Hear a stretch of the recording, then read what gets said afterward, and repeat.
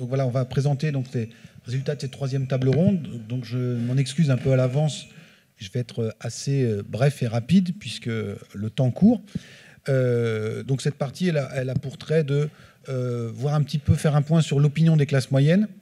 Est-ce qu'il existe un système de valeurs propre à ces classes moyennes par rapport à ce que pense le reste des Français?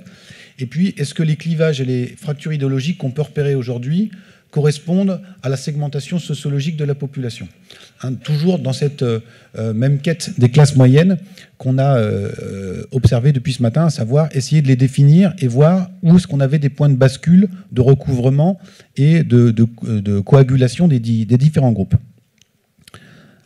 Donc, comme promis, je vais vite. Voilà, donc vous avez tout le détail. Non, voilà. Non, donc on va aller tout de suite, hein, puisque le ministre est là, sur les questions de le rapport à la mondialisation, la question de l'ouverture, hein, qui sont des enjeux centraux. Aujourd'hui, pour 37% de la population, la France doit d'abord se protéger davantage dans le monde d'aujourd'hui, contre 28% qui disent qu'il faut qu'elle s'ouvre davantage. Hein. Donc la balance est clairement du côté d'une fermeture plus importante, un tiers disant qu'on doit respecter un espèce de statu quo. Quand on regarde comment se déclinent ces résultats selon les catégories, on s'aperçoit qu'il y a des clivages très très importants qui opèrent. Et on s'aperçoit notamment que catégories défavorisées et modestes majoritairement pensent ou penchent du côté de la fermeture, alors que, et ça ne vous étonnera pas, les milieux les plus favorisés, eux, sont plus adeptes du grand large et d'une ouverture accrue de notre pays à la question de la mondialisation. Et la ligne de partage, elle passe au sein même des classes moyennes, hein, puisque dans les classes moyennes inférieures, 43% disent qu'il faut qu'on se protège davantage, contre 29% seulement, ce qui est quand même un score important, parmi les classes moyennes véritables. Hein. Donc la ligne de partage, elle passe au sein des classes moyennes. On en avait une illustration au moment du référendum constitutionnel de 2005, où la poussée du non et le basculement de la France dans le non par rapport au référendum de Maastricht avait été analysé et décrypté comme la traduction du basculement dans le camp du non et de l'euroscepticisme de pans entiers des classes moyennes, et notamment des classes moyennes issues de la fonction publique. Ah, donc là, on le retrouve ici. Ce rapport au monde est aujourd'hui quelque chose de très marqué sociologiquement, et nos classes moyennes sont très polarisées sur cette question. Si on s'intéresse à savoir les raisons qui poussent les gens à souhaiter davantage d'ouverture, on voit que c'est d'abord sur des thématiques d'enrichissement, de partage de valeurs, alors enrichissement culturel, hein, échange, plus que sur les dimensions économiques. Hein, donc c'est la question du métissage, de l'ouverture culturelle qui se fait jour. C'est notamment porté dans les classes moyennes, cette question de l'enrichissement et de partage des échanges et des valeurs. Si on regarde maintenant, et ce qui est aussi très intéressant, les causes qui font qu'on est partisan d'une fermeture ou d'une protection accrue, on s'aperçoit, on parle beaucoup des effets et des dégâts de la mondialisation sur notre tissu industriel. On s'aperçoit que les causes économiques sont citées uniquement par 19% des gens qui ont dit qu'ils voulaient qu'on protège davantage, bien loin derrière la question de l'immigration et de l'identité, hein, qui est donc un des ferments actifs et un des principaux leviers qui explique qu'aujourd'hui, on a une demande de fermeture. Donc là, c'était une question ouverte, donc on a recodé les verbatims des personnes qui nous disent en substance, il y a trop d'étrangers, l'immigration est trop forte, il faut fermer les frontières. Ça, c'est 27% de citations parmi ceux qui disent qu'il faut fermer. Donc c'est plus d'abord sur ces questions-là que la dimension purement économique de la mondialisation qui pousse aujourd'hui à la fermeture. Et quand on ventile ces résultats selon notre division de la société en différentes catégories, on s'aperçoit que les évocations des items liés à l'immigration et l'identité sont bien plus présentes justement dans ces classes moyennes inférieures et véritables. Et donc c'est ce qui incitait Dominique Régnier tout à l'heure à parler d'une éventuelle dérive populiste ou d'une tentation vers certaines formes radicales d'expression politique qui pouvaient guetter ces classes moyennes. Là, c'était sur la dimension de l'ouverture globale. Si maintenant on se polarise uniquement sur la dimension les échanges commerciaux et économiques, là on voit que le jugement est complètement différent. 53% des Français nous disent qu'aujourd'hui, c'est plutôt une bonne chose pour la France qu'il y ait un développement des échanges commerciaux internationaux. 53%, on est, selon les classements, 5e puissance exportatrice du monde. Donc il est quand même intéressant qu'une majorité de nos concitoyens disent que c'est plutôt positif pour nous.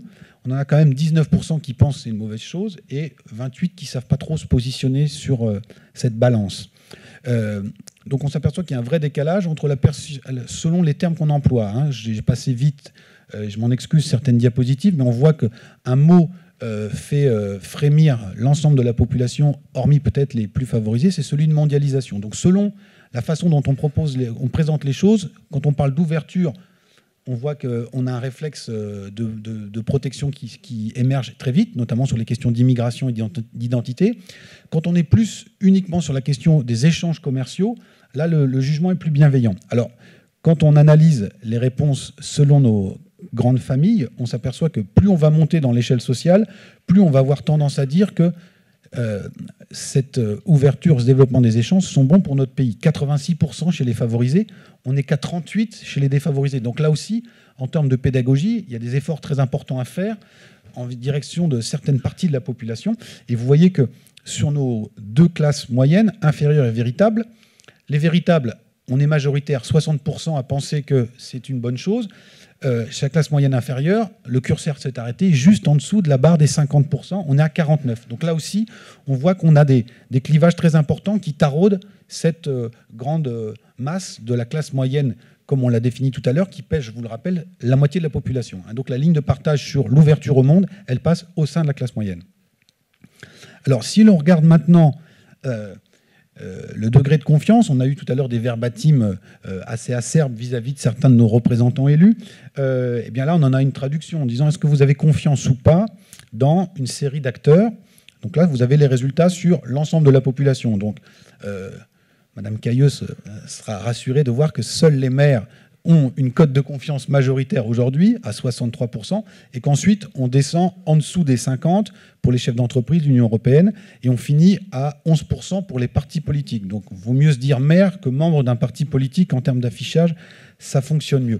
Quand on regarde les résultats de cette question détaillée par catégorie, on s'aperçoit qu'on a une règle sociologique, c'est-à-dire que plus on monte dans l'échelle sociale, plus on a un regard bienveillant vis-à-vis des autorités.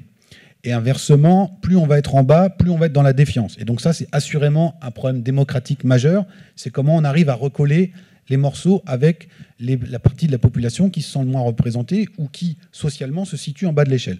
Ça marche à tous les coups, et ça marche même de manière inversée pour un contre-pouvoir qui s'appelle les syndicats. Là, plus on va se classer parmi les défavorisés, et plus on va avoir une bonne image des syndicats. Cette enquête, dont le terrain, je le rappelle, a été fait au moment de la mobilisation sociale sur les retraites. Donc on voit bien que là, il y a une polarisation sociale très très forte. Et si je m'intéresse uniquement maintenant aux classes moyennes, eh bien les classes moyennes, il n'y a que sur l'item des maires où on a une majorité des classes moyennes, véritables ou inférieures, à dire qu'ils sont en confiance. Sur tous les autres acteurs, vous voyez que ce soit les chefs d'entreprise, l'Union européenne, le Parlement ou bien encore les médias, une majorité des classes moyennes est aujourd'hui en défiance.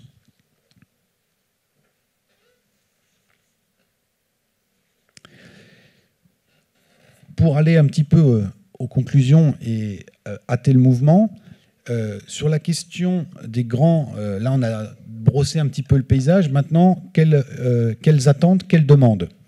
Le président de la République, dans son intervention d'avant-hier, a remis sur le devant de la scène la question de la réforme fiscale. Et donc là, on est bien dans le vif du sujet. Dominique Régnier l'a rappelé tout à l'heure. Il y a une pression de plus en plus forte qui se manifeste sur les classes moyennes et comment aujourd'hui elles ressentent. Donc on demandait de manière assez binaire, nous ne sommes que des sondeurs, pour réduire les déficits publics, quelle solution vous semble la plus efficace? Donc en vert, diminuer le montant des prestations sociales, indemnités, chômage, RSA, 53% des Français opteraient plutôt pour cela. En jaune, augmenter les taxes et les impôts, 47%. Donc on a une France qui est complètement coupée en deux. On peut se dire qu'il y a 53-47, il y a un écart. En termes de marge d'erreur, il n'est pas colossal cet écart. Donc on a une France coupée en deux. Quand on regarde comment ça s'exprime par catégorie sociale, on s'aperçoit que, alors que sur pas mal de questions, vous avez vu qu'il y avait une progression linéaire, plus on montait dans l'échelle, là, ce n'est pas du tout le cas, mais peut-être aussi pour des raisons inverses. Les défavorisés à 53% vont nous dire qu'il faut augmenter les taxes et les impôts, sachant qu'une grande partie de cette catégorie-là ne paye pas l'impôt sur le revenu. Donc ça faut être présent en tête, et qu'elle bénéficie à l'inverse des prestations sociales qui sont désignées en vert sur ce graphique.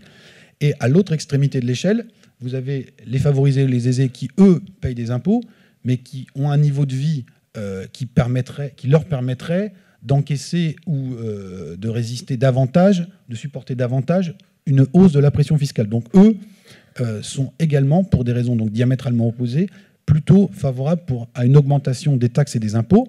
Là où c'est le plus rejeté, cette augmentation des taxes et des impôts, c'est dans cette fameuse classe moyenne inférieure, qui, elle, souvent on l'a dit, se définit en disant « je gagne trop pour bénéficier d'aide et pas assez pour bien m'en sortir ». Et donc dans ce cadre-là, une hausse des impôts et des taxes lui est proprement insupportable. Et de la même façon, ça fait écho aussi à ce qu'on a entendu dans les verbatims tout à l'heure, il y a aussi dans cette catégorie des classes moyennes inférieures une tentation à regarder un peu ce qui se passe juste en dessous et de se dire qu'il y a beaucoup trop d'abus en matière d'assistanat. Et donc c'est à la fois une réaction à une surpression fiscale et aussi une réaction quasi épidermique à des phénomènes d'assistanat dont on pense dans ces milieux-là qu'ils sont très répandus. Et donc si maintenant on arrive dans le détail des solutions, sur qu'est-ce qu'on attendrait aujourd'hui en priorité de l'État et des pouvoirs publics. On avait réfléchi à cette question notamment en lisant certaines interventions de Laurent Wauquiez sur il disait, voilà, quelle peut être la boîte à outils vis-à-vis des classes moyennes, comment on peut leur parler. Donc là, on est sur l'ensemble des Français. Ils nous ont dit tout à l'heure qu'une courte majorité disait qu'il valait mieux augmenter les impôts pour réduire le déficit. Et quand on leur demande ce qu'ils attendent en priorité, ils nous disent baisser les taxes. Donc voilà, et c'est là aussi comment on présente les choses. Si on met dans la balance la question de la dette, on va accepter plus facilement une hausse de la pression fiscale. Donc, baisse des taxes sur le carburant, baisse des impôts locaux, impôt sur le revenu et hausse de votre pension de retraite. Donc là aussi, on voit bien les sujets d'actualité qui rentrent en résonance. Quand on regarde les résultats à cette question par catégorie sociale, on voit qu'on a des différences colossales. Bien évidemment, la baisse de l'impôt sur le revenu est plébiscitée et très massivement citée par les catégories les plus favorisées, 66%.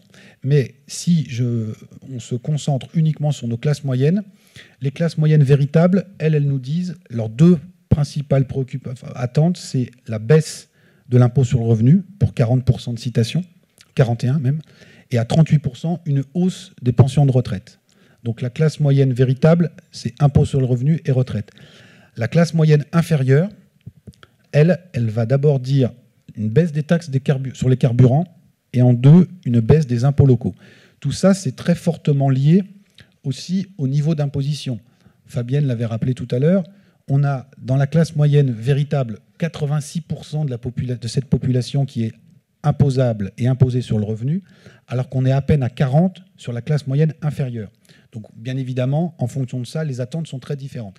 Et cette classe moyenne inférieure, les attentes sur la baisse des impôts locaux, qui sont quasiment exigées pour tout le monde, et une baisse des taxes sur les carburants, eh bien, elles partagent ces attentes-là avec les catégories les plus modestes et les défavorisés, qui, j'en terminerai là, eux, ont un regard encore différent. Et donc, on voit bien qu'on a des perceptions qui sont très fortement liées à la situation objective à laquelle ils vivent.